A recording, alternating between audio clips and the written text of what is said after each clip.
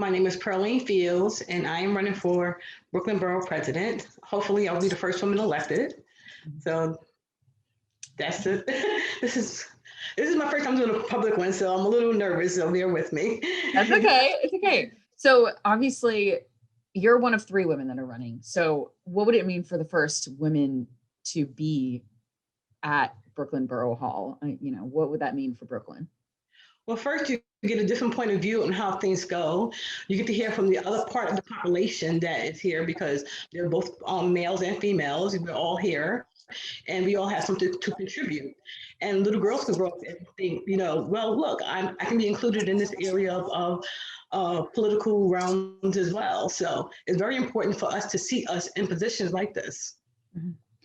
So your roots obviously aren't in Brooklyn. Tell me a little bit about that so people get to know your ties to the borough. Where were you born? Where'd you grow up? Where's your family? The whole bit. Born and raised in Brooklyn, Flatbush, East Flatbush, which is where I return to right now. We've always been here in Brooklyn. My mother was born in Brooklyn, and I went to public school here in Brooklyn. And I went away for a while for college and things of that nature, but I returned because there's nothing like Brooklyn. I got my first job, working out here. Brooklyn's just a wonderful place to be. And I see all of the bad changes that are happening here.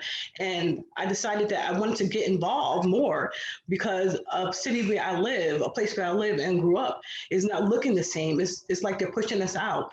And so I decided to get involved because it's very important that we as a community help each other and participate in our community and not be pushed out. Right. Is that the number one reason why you're running for borough president? Is I know I saw you had an extensive housing plan. Go ahead. Yes, housing. It's just ridiculous. The apartment up the street from me, $2,000 for a studio apartment, and that's affordable. Who is it affordable to? They're building all these luxury apartments, and it's not affordable to anybody within the community. So I want to get back involved. I want to get involved to get real affordable housing. Hopefully, we can get like the fair cloth repealed, and the city can build more housing that people can live in, and not just a facade of affordable. Okay. Talking a little bit more about that. So how would you create truly affordable housing? Because I know obviously right now for a luxury building to pop up and for them to get the tax breaks that most buildings want, they have to provide 20% affordable housing. And that's based off of an area median income that sometimes is unfair to the people that really, have lived there for so long. We need to recalculate how we decide the AMI. We need to just include the boroughs itself and not the richer outer boroughs. Like Westchester and things of that nature. And then we have to make sure that people are getting access to this, and the tax breaks should go to the developments that are creating apartments that are reasonably priced and not going to go into market rate as soon as they possibly can. We also need to build up a nicer more, so this way they, instead of letting them run down, we have more of them instead of privatizing them and ended up making them homeless, and we can repeal the Fair Cloth Amendment. Right now the city can't own new property. So we can, sorry, I'm going fast. So we can repel that and they can build more of homes, that will be very good. And there's also a program that the city has where nonprofits can get city-owned property and build on those, and they can make affordable housing. We can people get involved with doing that as well. So there are several options to do this.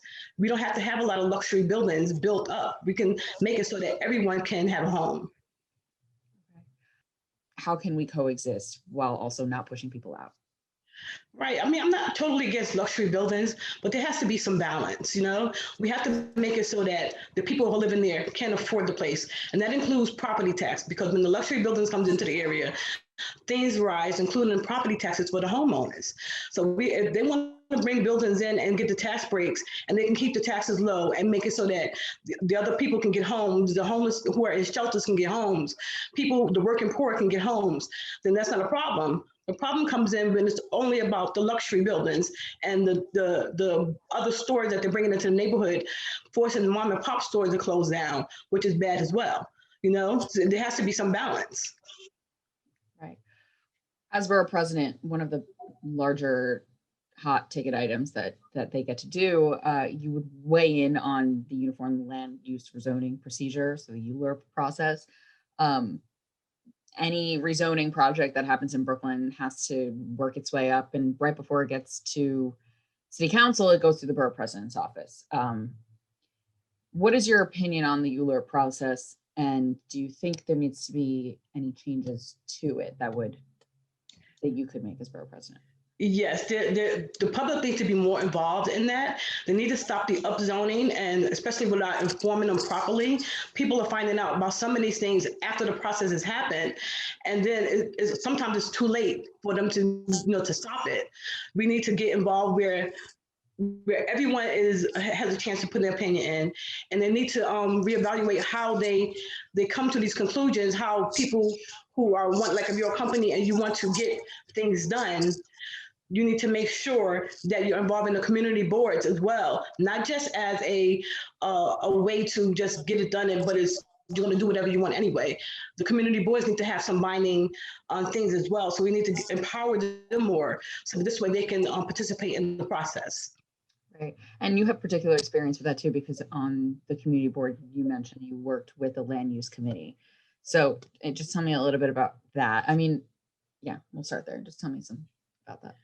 I'm learning a lot being on this committee, and that's where I first learned that when people come to present their projects, some of them even say, I'm just doing it because, it's one of the steps, but we already can prove it because of the zoning, whatever they're talking about. And so this is just us letting you know, but we're going to do this anyway kind of thing. They come in with that attitude, and I think that's bad. I need them to change the way that happens. It needs to be more us and less them doing it, So your experience in the community board, and then combine that, I know you have a lot of nonprofit volunteer type experience. So how do you feel like those things combined, and the other things that you do, just living in Brooklyn for so long, how do you find that to be enough experience to take on this huge job that is borough president? Well, being a borough president it's mainly about advocating to get resources for the neighborhoods, because at the end of the day, we don't have the kind of power that we really need the way it used to be in the past. So it's about getting out there and pushing for the different projects that you need to have done, whether it be working on education or homelessness or anything, So I participated with homeless. I participated in a charity where we help women start their own businesses. So, things of that nature all combined for the experience, and just living here and seeing what's needed. It's about being in the public and knowing that what they need, because I'm one of the people who need it too. I'm in the need, so I know what some of the needs are. You mentioned that you're running a people power campaign. Can you explain a little bit of what you mean by that? Basically, I'm not taking the corporations and going. I'm just going to the neighborhoods, people in the neighborhood who support the campaign, and basically it's going to be grassroots, word of mouth. People are finding out about it and contacting me, which is great, because I wasn't sure if I was going to be able to attract people with the ideas that I have, because there's a lot of people running. So it's a matter of getting the space for them to do the work now, so we can get out there and contact more people, which is great, because I just me and a few friends of mine in the kitchen cabinet, and I'm like, we can do it. So it's great that people are starting to volunteer. The more I speak with people, the more they say, hey, how can I help? Which is great. Right. Yeah, that is great. Shifting a little bit to, you also have a very extensive plan on how to deal with the NYPD and creating synergy between police and the community. So what changes would you want to see in the NYPD, and what would you be advocating for as borough president? I think we need to have more education, training. I think that just like nurses and doctors, the NYPD should have to have a license and hopefully get renewed. Just like when restaurants or stores have to renew their liquor license.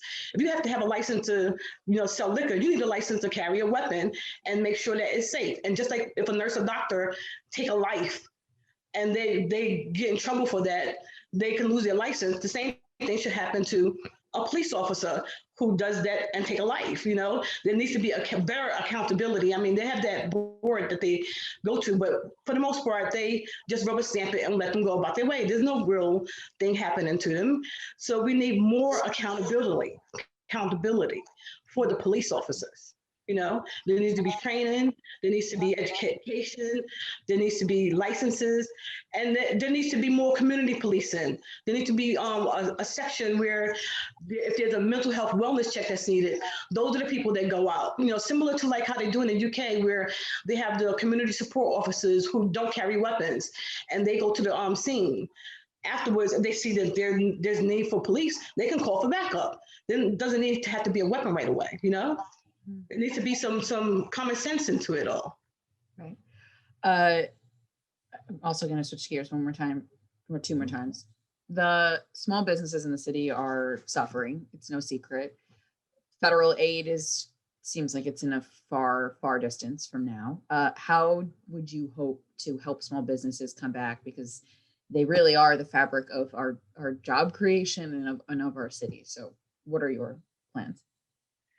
I'm looking into this thoroughly because we definitely need to help them. The mom and pop stores are suffering the most because they didn't get access to the PPP the way the big companies like Roofs did. There was no reason for companies like that to get money when the people on the ground who's really suffering needed it the most. So we need to get programs in place where they get the financing that they need, the counseling that they need, and the support that they need to rebuild their business.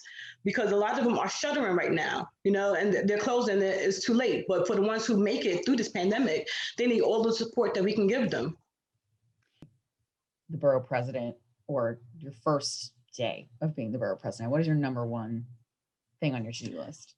Housing, definitely housing. That's more dear to me because as a person who was formerly homeless myself, I know what it's like to not have a roof over your head. I know what it's like to sleep in a car. I know what it's like to, go without a meal because you want to eat tomorrow so you can get to work, because I was working at the time and I was homeless. So that's definitely the first thing I would like to try and work on. Can you tell me a little bit more about that? Because I feel like that's something that would really resonate with people. You were saying you were working while you were also homeless. Yes, because I couldn't afford I couldn't afford rent. And so I had no choice. I was evicted. Yes, I was. And I had no choice but to sleep in my car for a while. The shelters didn't have room at the time and I was trying to go to them, and I had to keep calling United over until they had room.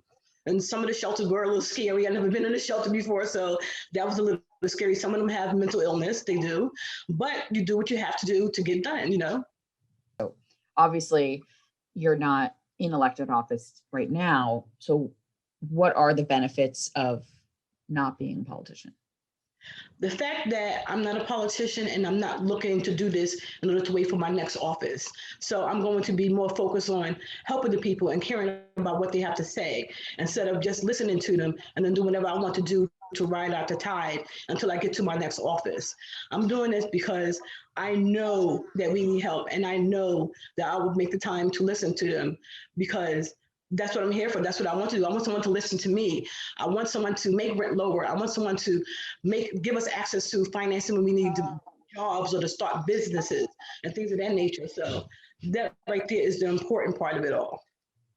There's like people coming out of prison and they can't even get to jobs because the same companies that are hiring to work for $1 an hour inside won't hire them when they get outside, the type of thing. So we need to do more of that. Make sure they have jobs, to make sure they have homes, to make sure we, balance out our community.